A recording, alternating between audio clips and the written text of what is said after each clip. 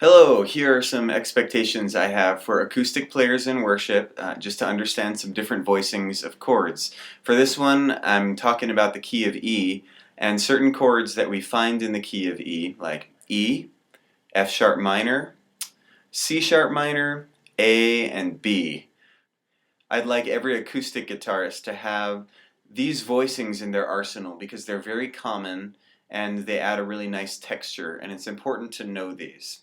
So your basic E chord is here, but what I'd like to teach you is a formation that gets moved all around the neck of the guitar. That's really important. It involves these three fingers, minus your middle finger, these three fingers. So your one finger, your three, and your four. And I'll start with an E, and the E is on 2, 5, fret 7 and 9. Your index finger, number 1, is on fret 7 on the second string. And your numbers 3 and 4 fingers are here. So the chord looks like this. All of the other strings are open. This is a pretty key formation to know in the key of E, and I'll show you why in a second. What it does is it allows the bottom E to drone. That means just stay. It allows the top B and E also to drone. Those two things combined really allow you to do some different things as you move this formation, keeping it up and down the neck. So again, fret 7 and fret 9, just like that. Now here's the chord. It's a different formation of an E chord. As you notice, it has no third. You don't hear any bum. You don't hear that. That's why it's often called an E5 or an E no 3, because there's no 3 in it. All you hear are 1s and 5s.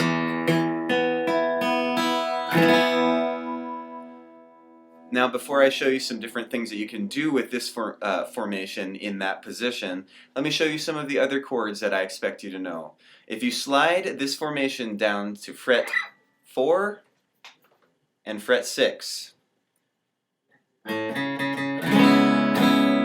it's a very colorful C sharp minor 7 chord. I expect you to know that. And all I did was take the same formation and slide it down 1, 2, 3 frets. Slide it down 2 more frets and you've got your B chord, which is actually a B sus4, but you can often substitute it almost every time in worship music, modern worship music, for a B chord. So anytime you see a B, I often expect to hear this. Now a standard B chord is similar in that it's a bar chord and you're just doing it like this. But it's not as colorful as this chord. And so again, here it is. I expect you to know that one. Slide it down 2 more, and of course you eliminate this finger, and you've just got these two. You've got your A chord. So this is your A. It's actually an A9 or A add 9 chord.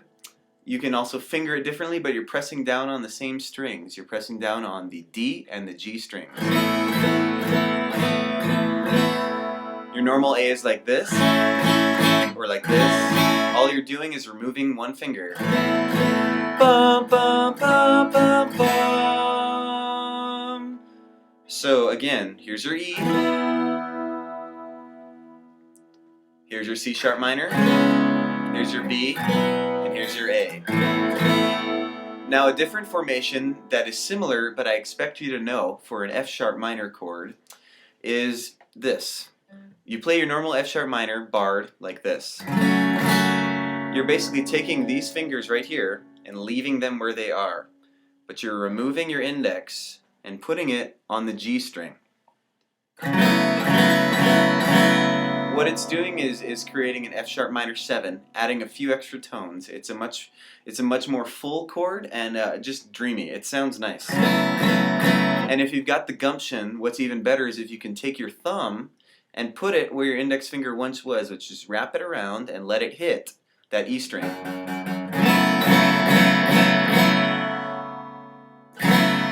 This is an F sharp minor chord I expect you to know. So again, fingers 3 and 4 are on fret 4 of your A string and your D string. Finger 1 is on fret 2 on your G string. And if you can get your thumb around, that's even better. Here's the net effect of how it sounds, and I will take the song Hosanna as an example.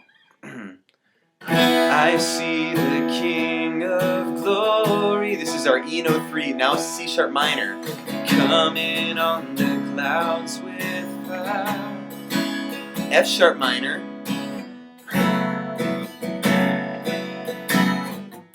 B. I see da da da da. C sharp minor. Da da da da da da da da da da da.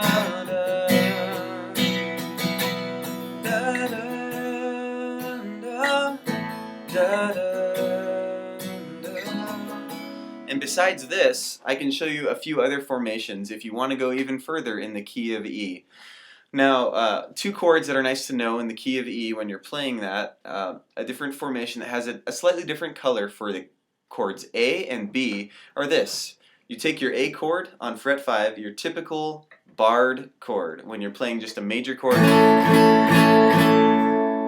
And what you do with that is you lift your index off and you just put it on the E string on the 5th fret. So instead of barring it, you just curl it right off, and then you leave these strings open at the bottom here. So it's just like your bar chord, except you're taking your finger and putting it here. It's a nice sounding A chord, and it's an A9 chord as well. Take that up and you've up 2 frets and you've got your B chord. That's also nice. What's nice about this is that it moves easily from A to B and then to your E chord that I already taught you. So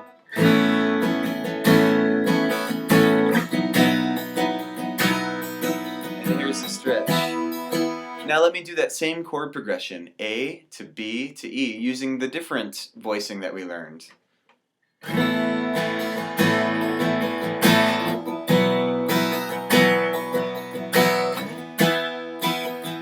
It's all the same formation. Now listen to the other one again.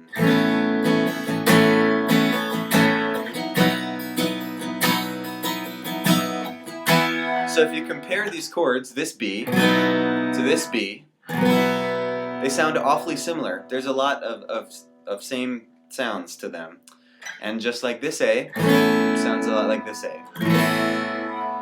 So I expect that acoustic players have this down and can also play in a real smooth manner because you've got these open strings that you're sort of able to just kind of play even as your hands are moving. Listen.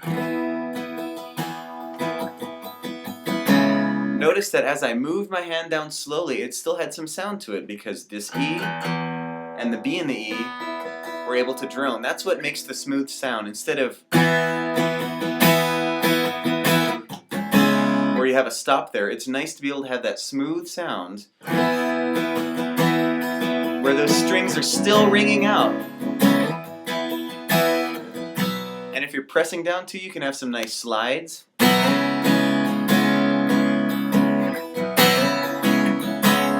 Sliding up.